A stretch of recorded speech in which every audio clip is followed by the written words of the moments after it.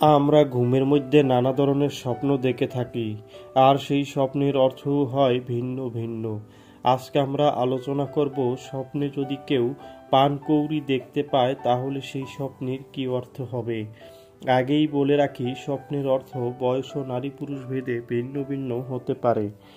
কেউ যদি স্বপ্নে দেখেন পানকৌড়ি নদীতে ডুবাতে, তাহলে ওই ব্যক্তি কোনো কাজে সফল হবে এমনটা বোঝায়। যদি কোনো ব্যক্তি স্বপ্নে দেখেন পানকৌড়িকে মাছ খেতে, তাহলে ওই ব্যক্তির টাকা পয়সা আয় বৃদ্ধি পাবে এমনটা বোঝায়। যদি কোনো ব্যক্তি স্বপ্নে দেখেন পানকৌড়ি ধরতে, তাহলে ওই ব্যক্তি কোনো কঠিন কাজে সফল হবে এমনটা বোঝায়।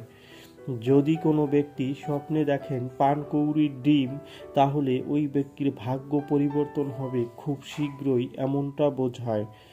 যদি কোনো ব্যক্তি স্বপ্নে দেখেন পানকৌড়ির বাচ্চা, তাহলে ওই ব্যক্তি কোনো প্রেমের সম্পর্কে জড়াবে, অথবা ওই ব্যক্তি তার মনের মানুষের দেখা পাবে এমনটা বোঝায়।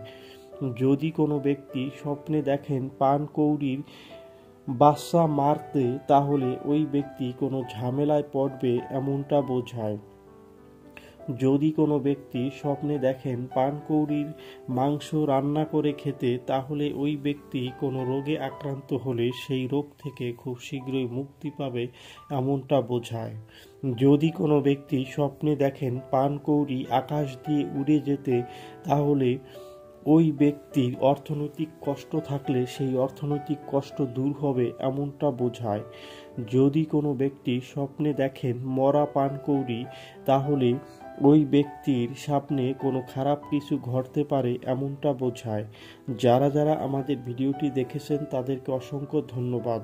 সবার কাছে অনুরোধ থাকবে, আমাদের চ্যানেলে নতুন হলে আমাদের চ্যানেলটি সাবস্ক্রাইব করে আমাদের পাশে থাকার জন্য।